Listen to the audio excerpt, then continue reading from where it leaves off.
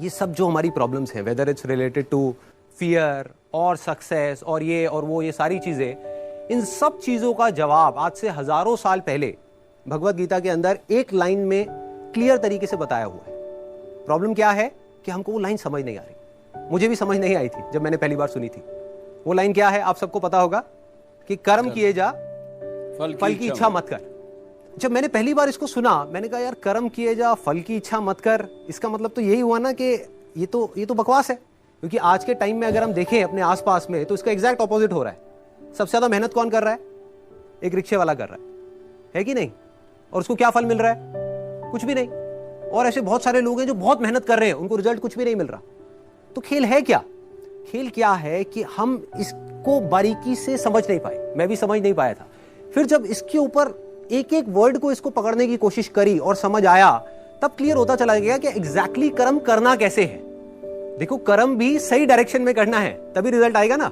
Success यहां है, आप वहां भागे जा रहे हो। आप कह रहे हो यार मैं तो 10 साल से भाग रहा हूं, अभी तक मेरे को सक्सेस मिली नहीं।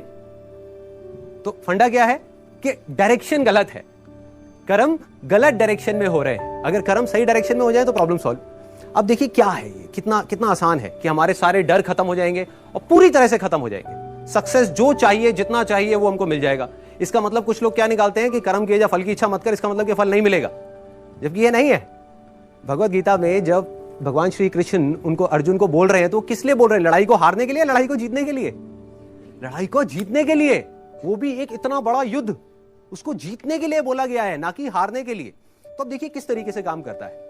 सबसे पहले देखते हैं कर्म क्या है। कर्म 3 लेवल पे होते हैं। एक है जो हम अपनी बॉडी से करते हैं, जो हम समझते हैं कर्म का मतलब कि जिसको हम मेहनत बोलते हैं। वो कर्म इंपॉर्टेंट है ही नहीं, मैटर ही नहीं करता। मतलब अगर उसकी इंपॉर्टेंस वाइज अगर आप मुझसे पूछो, out of 100, out of scale of 100, मैं कहूंगा 1% है उसकी इंपॉर्टेंस। क्या बॉडी से क्या कर रहे हो वो मैटर नहीं करता। फॉर एग्जाम्पल, 2 लोग हैं, 2 लोग एक ही काम कर रहे हैं, एक जैसा काम कर रहे हैं बॉडी से, दोनों ही एक आदमी को मार रहे हैं। एक मार रहा है अपने फायदे के लिए, दूसरा मार रहा है किसी और को बचाने के लिए। तो बॉडी के लेवल पे दोनों सेम कर्म कर रहे हैं, लेकिन माइंड के लेवल पे अलग अलग कर रहे हैं। तो दूसरा कर्म का जो स्तर है वो है जो हम बोलते हैं। तीसरा है जो हम सोचते हैं। असली खेल यहां है। जो आदमी सही सोच नहीं सकता, क्या वो सही बोल सकता है? इम्पॉसिबल। जो सही बोल नहीं सकता वो सही करेगा क्या? तो सारे जो कर्मों की बात हो रही है वो यहां हो रही है। और वो कर्म क्या है? सोच के लेवल पे। और जिसकी सोच सही डायरेक्शन में हो गई, उसकी लाइफ सही डायरेक्शन में जानी, उसको तो फल मिलना ही मिलना है। फल के बारे में जो मांग रहा है, सपोजिंगली हाथ ऐसे करके बैठे रहो कि हे भगवान मुझे फल दे दो, मुझे ये चाहिए, मुझे नंबर चाहिए, मुझे ये चाहिए, मुझे बिजनेस में पैसा चाहिए, मुझे जॉब में प्रमोशन चाहिए, सब कुछ मांगते रहो और कर्म सही डायरेक्शन में करो नहीं, तो क्या होगा? वो मिलेगा ही नहीं कभी भी। दूसरी तरफ से कुछ मत मांगो, लेकिन कर्म सही डायरेक्शन में करते चले जाओ, तो उतना मिलेगा जितना हम सब में से कोई सपने में भी नहीं सोच सकता।